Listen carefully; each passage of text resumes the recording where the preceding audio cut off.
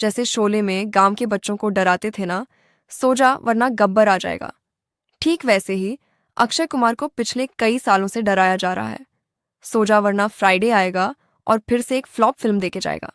लेकिन राजा से बड़ा होता है, राजा को उस कुर्सी पर बिठाने वाला किंग मेकर प्रियदर्शन वापस आते हैं और अक्षय कुमार का रिस्पेक्ट साथ लाते हैं। माना कि भूत बंगला भूल भुलैया के लेवल की फिल्म ना सही, लेकिन इतने से लेवल पर भी ऑडियंस को एहसास हो रहा है कि असली कॉमेडी किसे बोला जाता है। सिर्फ अंदाजा लगाओ, जिस दिन हेरा फेरी 3 बनेगी उस दिन थिएटर में भीड़ का क्या हाल होगा। लेकिन क्या चौथे दिन भूत बंगला ने भीड़ लगाई है फिर से एक फ्लॉप या सुपरहिट कमबैक?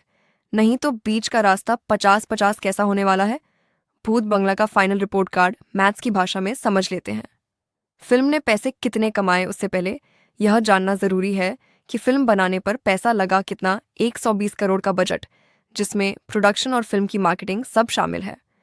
इसी में इंक्लूडेड है एक्टर्स की फीस, जिसमें सबसे ज्यादा अक्षय कुमार ने चार्ज किया है 50 करोड़, जो बजट का 40% बैठता है।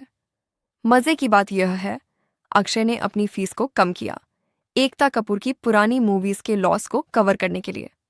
तो यह प्लान एक्चुअली में कितना काम किया?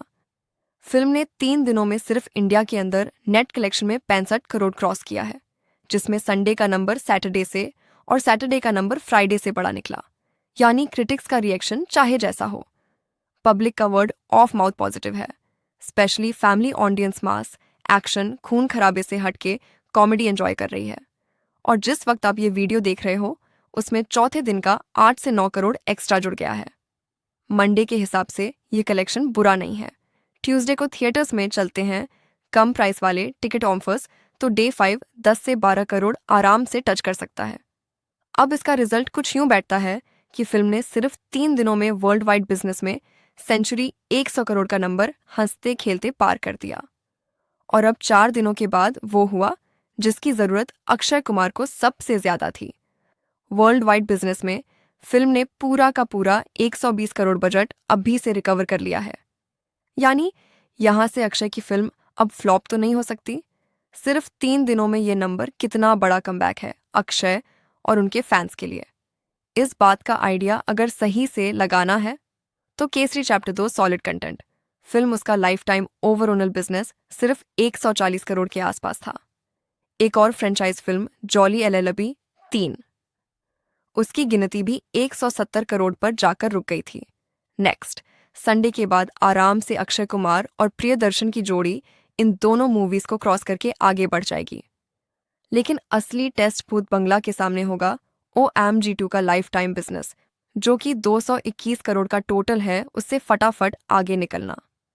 अर्ली प्रिडिक्शन के हिसाब से भूत बंगला का लाइफ टाइम इंडिया में नेट नंबर 150 से 170 करोड़ तक जा सकता है और पूरी दुनिया में शायद 250 से 300 करोड़ का टारगेट रखा जाए।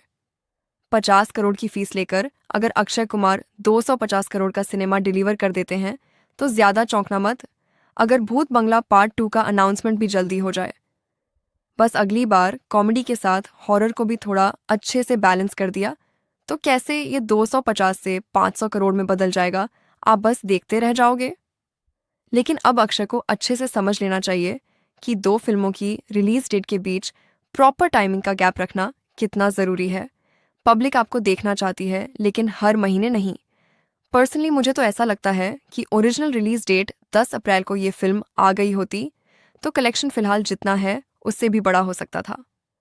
थोड़ा कड़वा ज़रूर लगेगा सुनने में, बट भूत बंगला का जो पोटेंशियल था फिल्म को अनाउंस करते वक्त जब इस क्वालिटी के पोस्टर आए थे, दिमाग में 1% भी डाउट नहीं लग रहा था कि कार्तिक आर्यन की भूल भुलैया 2 का 250 करोड़ तो क्रॉस हो ही जाएगा और शायद पार्ट 3 का 400 करोड़ भी सेफ नहीं बचेगा।